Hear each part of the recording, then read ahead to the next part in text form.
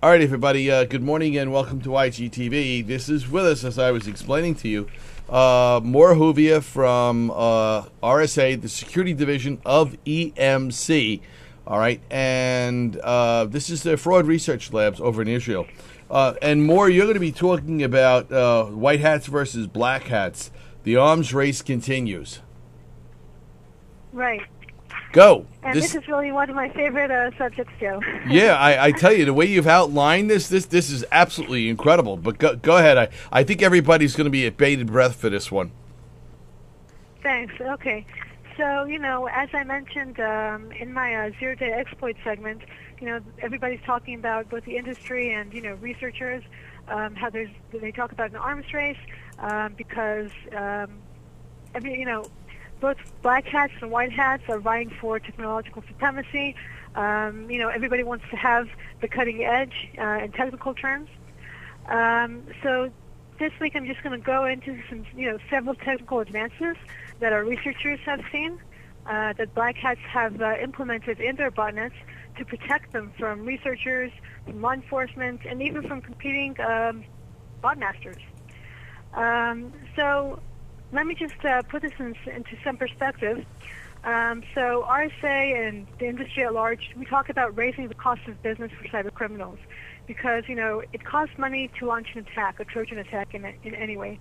You have to buy the code, you have to program it, you have to take the time to customize your Trojan, you have to buy bulletproof hosting service, and you may even want to buy a ready-made botnet from the hands of another botmaster. Some even invest in pay-per-install services where they get infected machines and they just download their own Trojan code onto infected systems. So there's basically quite a bit of investment of time and effort when it comes to launching a Trojan attack. And that's why black hats go into all this effort into protecting their botnets.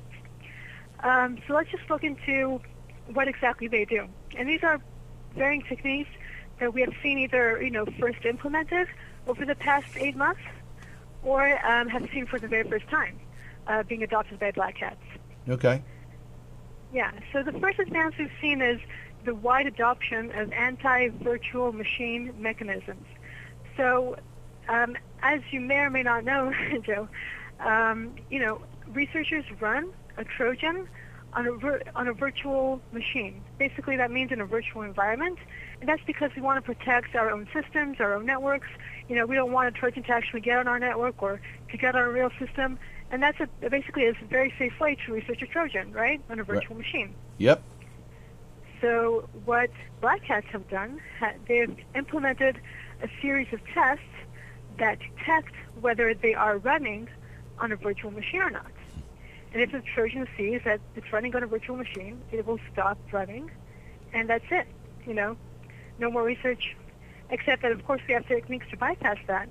But, this is something that 8 months ago was the reserve of the elite. We saw this only at the very, the most sophisticated, top-notch Trojans. We saw this implemented by CastBot at the time.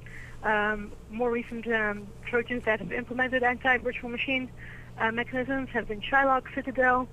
But now we're seeing that even low-end, generic password stealers are adopting this kind of anti-virtual machine functionality. So even, those low-end Trojan coders, they're trying to be careful as well. Well, it kind of makes sense, right? Because as the cost of everything comes down, buy-in becomes easier for those on the lower end. Could you repeat that, Joe?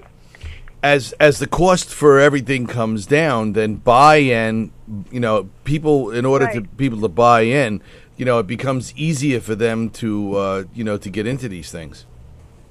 Exactly. And so, like you said, these kinds of things are just becoming more pervasive. Just several more examples. Just let me know when we have to take a break. Yeah, we have about a minute and a half. Okay. So there's another very wide adoption by Trojan coders of general research thwarting functionality. There's other research tools, just different tools that researchers use to analyze the functionality of a Trojan and to analyze its communication patterns to see which servers the Trojan is communicating with. So what we're saying is that Trojans are disabling these tools. So instead of a researcher being able to run a Trojan and then see all the hidden functionality and hidden communication, those tools just crash and they're disabled. And again, we're seeing what was once the reserve of the elite of, top-notch Trojans is once again becoming, implemented in lower-end Trojans and generic password stealers.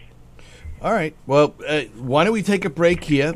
All right, and then we can come back, and you've got 4 more examples that you want to give everybody. Right. So I'm going to let you run on the next segment so we can get it all in.